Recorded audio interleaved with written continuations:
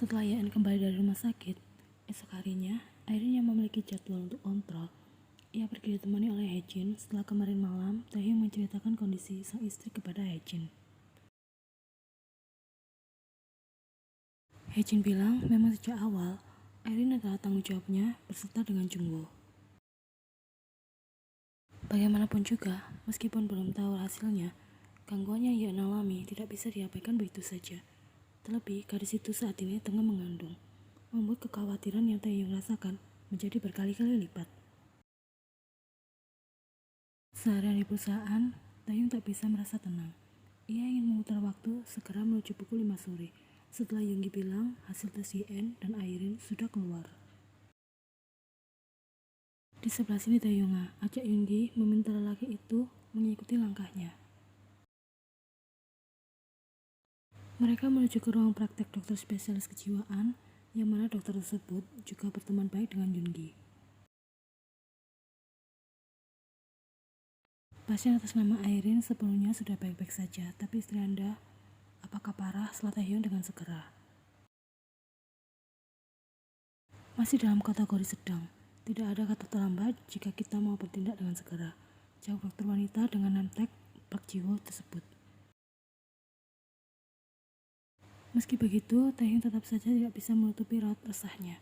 Sebisa mungkin, saya tidak akan memberikan obat-obatan seperti yang Anda khawatirkan, Tuan Kim. Mengingat kondisi Nonahan juga tengah mengandung. Kita bisa melakukan konsultasi secara berkala untuk memantau keadaannya hari demi hari, jelas Ji-woo. Yoongi sudah menepuk pundak Taehyung di sana sembari tersenyum tipis.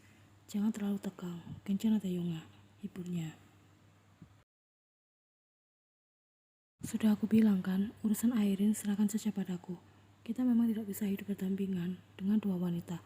Terlalu besar resikonya untuk bisa membagi segalanya bisa terlihat adil. Lanjut Yoongi. Kau masih bisa baca analisa seperti ini, Yung? Tanya Taehyung agak kesal. Siapa yang bercanda? Memangnya yang kemarin itu kau tidak benar-benar selingkuh ya? Yoongi balas bertanya dengan raut polos.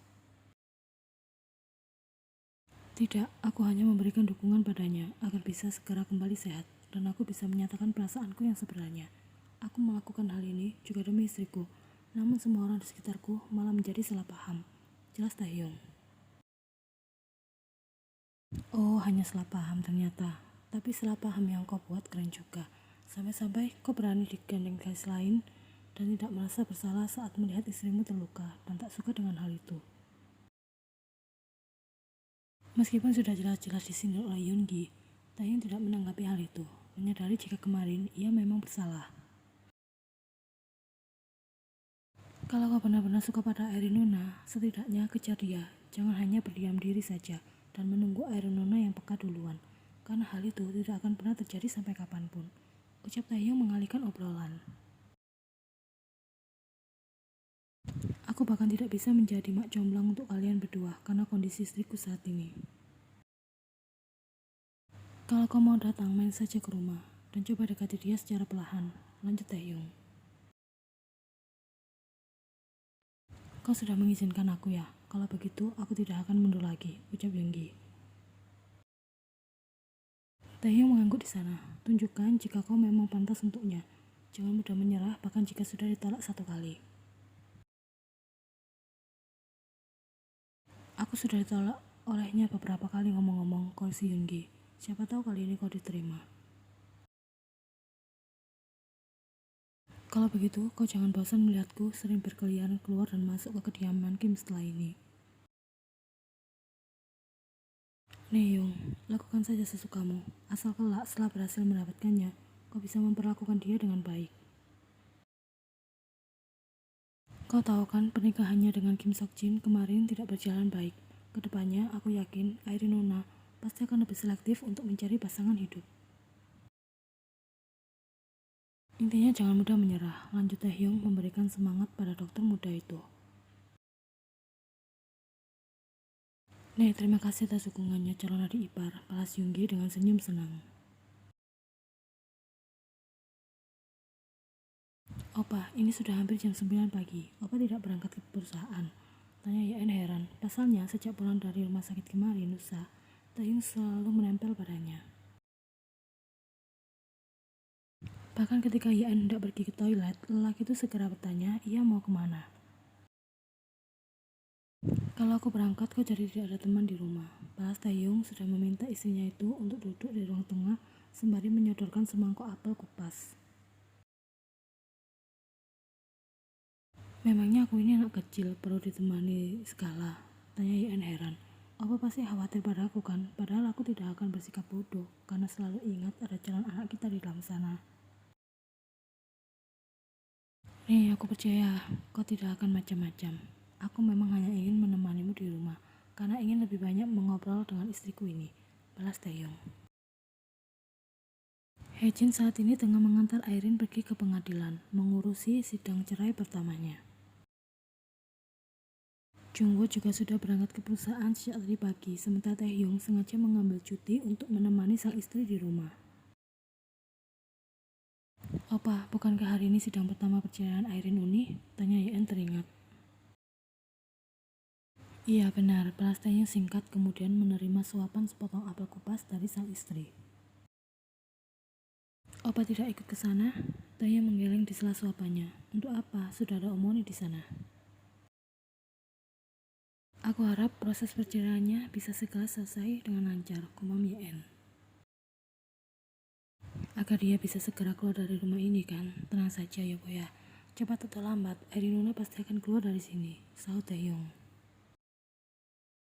Kapanpun itu, jika kau ingin kita kembali ke kediaman Han, karena sudah tidak tahan berada di sini lagi, aku tidak masalah. Bukan karena itu, melainkan aku berharap ia bisa segera terbebas dari suami. Balas Yen. Kau masih sempat memikirkan hal itu? Istriku ini kenapa memiliki sifat yang baik sekali? Padahal kan selama ini Airin Nuna sudah sering mengganggumu. Puji Taehyung. Karena aku juga sudah bersuami, dan aku juga pernah hidup dengan manusia yang memiliki sifat kasar. Jadi aku bisa membayangkan perpaduan dari hal tersebut yang sama sekali tidak menyenangkan, jawab Yen. Taehyung sudah mengangguk di sana. Iya, semoga semuanya bisa segera selesai dan istriku ini kedepannya harus selalu merasa bahagia, tidak boleh sedih-sedih lagi. Taehyung sudah membawa Yen ke dalam pelukannya.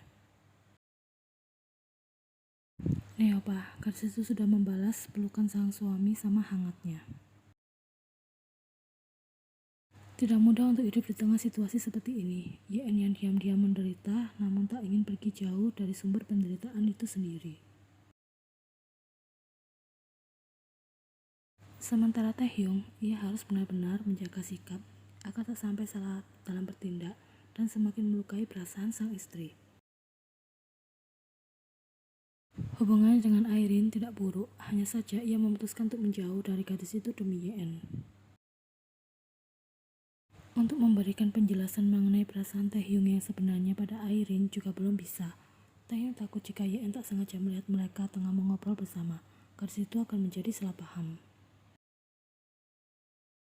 Untuk saat ini, saling menjauh satu sama lain adalah pilihan yang terbaik. Meskipun Airin kerap kali bertanya apa dia sudah berbuat salah hingga Taehyung tiba-tiba menjauhinya. Taehyung tidak bisa menceritakan keadaan Yen pada Airin, karena mungkin saja hal itu akan menjadi peluang bagi Airin untuk semakin membuat mental Yen hancur berantakan.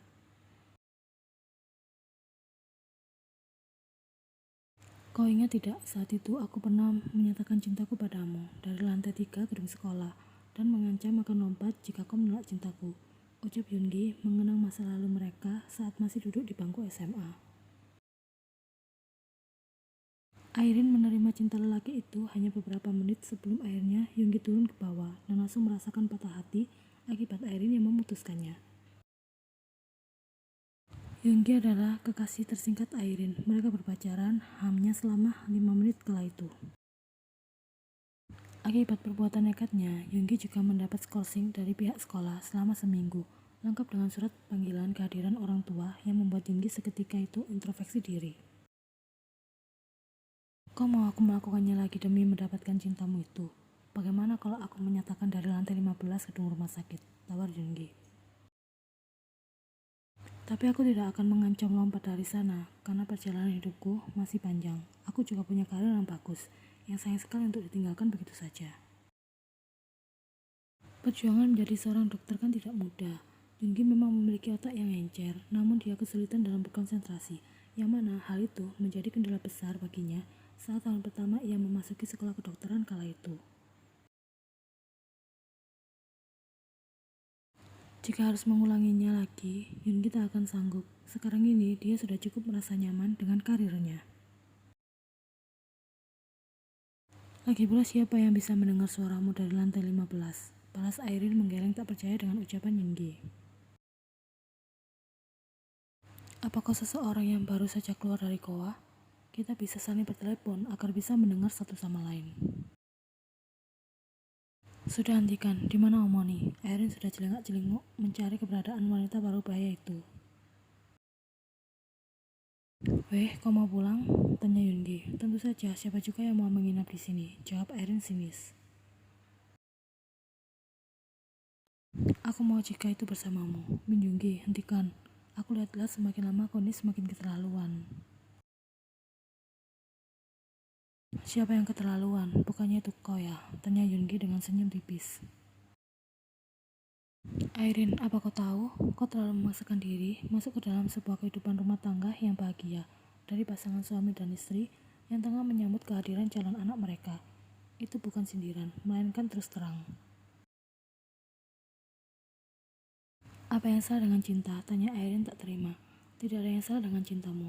Hanya tujuannya saja yang tidak seharusnya ke arah sana. Lain halnya jika itu tertuju padaku. Kau ingin menikah besok pun, pasti akan mendapatkan banyak dukungan dari orang-orang. Tidak semua hal di dunia ini berjalan sesuai dengan keinginanmu, Airin. Kalaupun kau dan Taehyung pada akhirnya bisa bersama, itu pasti karena keterpaksaan. Hubungan kalian tidak akan awet karena adikmu itu tidak ada perasaan padamu. Kau terjebak di kenangan masa lalu, menganggap Taehyung sama seperti dulu. Padahal saat ini lelaki itu sudah bahagia menjalani kehidupannya sendiri. Seharusnya kau juga sama seperti itu, bahagia dengan jalanmu sendiri. Daripada memaksakan untuk terus bersama, lambat laun kau pasti akan kehilangan banyak hal baik dalam hidupmu. Seperti perhatian adik laki-lakimu yang jelas berbeda jika sudah menjadi pasanganmu, kehilangan rasa sayang Tuan dan Nyonya Kim, mereka tidak akan suka karena sejak awal tak memberikan restu itu, dicap sebagai perusak rumah tangga orang, dan masih banyak yang lainnya. Airin terdiam merenungkan semua ucapan Yungi. Dia tahu akan semua resiko itu, tapi tekadnya ingin hidup bersama Taehyung tak juga padam. Seolah mereka tidak pernah peduli dengan semuanya. Selagi Taehyung masih bisa dimiliki, Airin akan baik-baik saja. Silakan kau pikirkan sendiri saja. Tetap maju, tapi kehilangan segalanya, atau melepaskan keegoisanmu, dan kau masih bisa memiliki mereka secara utuh, adik laki-lakimu, dan juga ayah dan ibu asuhmu. Semua pilihan ada di tanganmu, Airin.